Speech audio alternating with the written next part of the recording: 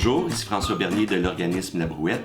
Aujourd'hui, capsule spéciale, on va tenter de répondre à certaines questions de mon amie Élise Laurence à propos des semis d'échalotes, donc d'oignons verts.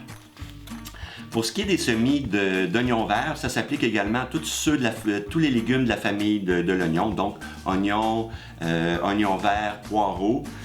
Ce qu'on va essayer de faire, c'est d'avoir, contrairement aux autres légumes, d'avoir une certaine densité de plants dans un même contenant.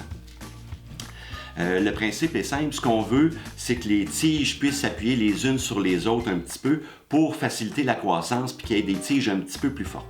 Contrairement, par exemple, si je plantais des concombres ou des tomates dans un multicellule où je vais placer probablement 2 graines par cellule pour avoir un plant. Donc, je vais sélectionner le plant le plus fort pour en avoir uniquement un par cellule. Dans le cas des oignons, ce qu'on veut avoir, c'est vraiment des plants qui sont un petit peu plus serrés, qui vont leur permettre de se tenir les uns sur les autres pour avoir une plus belle croissance. Parce qu'on sait, souvent à l'intérieur, les semis vont souvent tendre à aller vers la lumière, donc vont faire du phototropisme.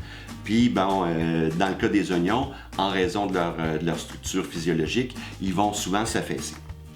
Donc, par exemple, ici, dans une barquette de champignons, je vais facilement mettre 20, 25, peut-être même 30 graines d'oignons à botter.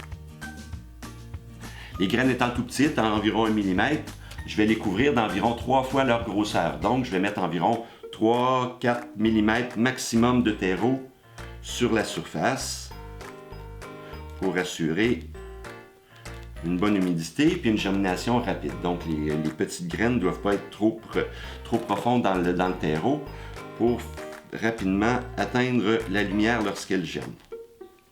Bien sûr, on s'assure de bien mouiller notre terreau tout en douceur, comme ça.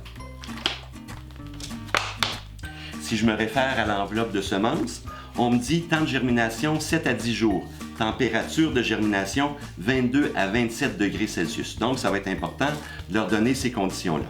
Je vais m'assurer de bien identifier ma variété et la date de semis. Donc, ça va me permettre de vérifier si après 10 jours, comme c'est indiqué sur l'enveloppe, si ça a bien germé. Sinon, je peux soit me reprendre, j'ai peut-être fait quelque chose qui n'était pas correct, ça a peut-être manqué d'eau, trop d'eau, ou peut-être que simplement mes semences sont trop vieilles.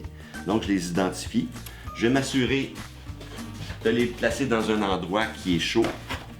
Bien sûr, je vais maintenir l'humidité. Donc, dans mon cas, je vais les placer sur la tablette du haut dans mon étagère. Comme la chaleur monte, ces tablettes-là sont un petit peu plus chaudes que celles du bas. Je vais en profiter pour vous donner quelques notions de botanique pour comprendre ce qu'on va faire avec les oignons verts, donc les échalotes, en cours de croissance à l'intérieur. Ces légumes-là, entre autres la famille de l'oignon, sont tous des monocotylédons. Contrairement, par exemple, au basilic, aux tomates, aux poivrons, qui sont des légumes qu'on va dire dicotylédons. On se rappelle, les cotylédons, c'est les premières feuilles qui sortent de terre. Donc, c'est des fausses feuilles. On le voit très bien, par exemple, ici avec des tomates, où les cotylédons vont être les feuilles qui sont lisses, qui ne sont pas dentelées. Puis les vraies feuilles qui vont sortir après vont être dentelées, donc vraiment avoir une forme de feuille de plante tomate. Ce sont des dicotylédons. Donc, ces plantes-là vont faire une tige principale, puis ensuite, possiblement des branches. Dans le cas des monocotylédons, les oignons, c'est plutôt une structure où il n'y a pas de tige centrale.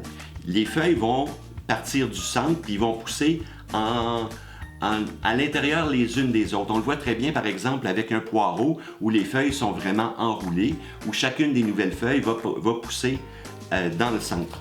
D'autres plantes, par exemple, qui sont des monocotylédons, on peut penser, par exemple, à l'aloès, qui est une plante monocotylédone, ou même le maïs, où on voit que les feuilles s'enroulent les unes sur les autres. Donc, ce qu'on va faire à l'intérieur, on va avoir une densité de germes. Ce qu'on veut avoir, c'est des tiges qui sont fortes pour faciliter le repiquage à l'extérieur.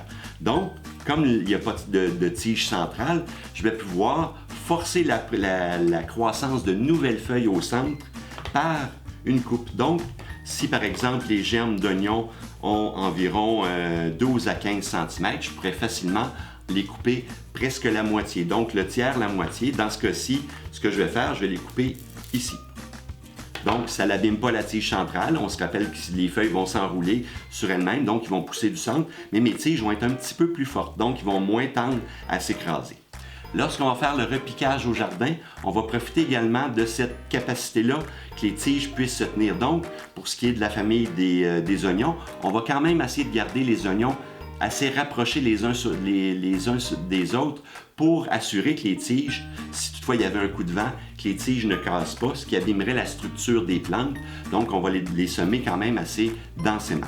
Dans le cas des oignons à botteler, des échalotes, on pourra les mettre environ 3 à 4 cm maximum les unes des autres pour assurer que les tiges puissent se tenir. Donc, ça va favoriser leur croissance. Lorsqu'on va repiquer au jardin, un des éléments qui va être important pour ne pas trop abîmer les racines, ça va être de vraiment très bien mouiller le terreau ici même. On pourrait sortir la motte de terre puis la tremper dans une chaudière pour faciliter la séparation des racines. Donc voilà quelques conseils pour la gestion à l'intérieur de la famille des oignons, échalotes, oignons, poireaux. Donc on peut facilement les recouper. Puis si les plantes repoussent un peu plus haut, on peut encore faire une coupe sans problème. La plante est en mesure de poursuivre sa croissance par le centre. Donc j'espère que ça vous a éclairé. Puis je vous invite à aller voir nos autres capsules, à nous suivre sur Facebook. Et puis je vous dis à la prochaine!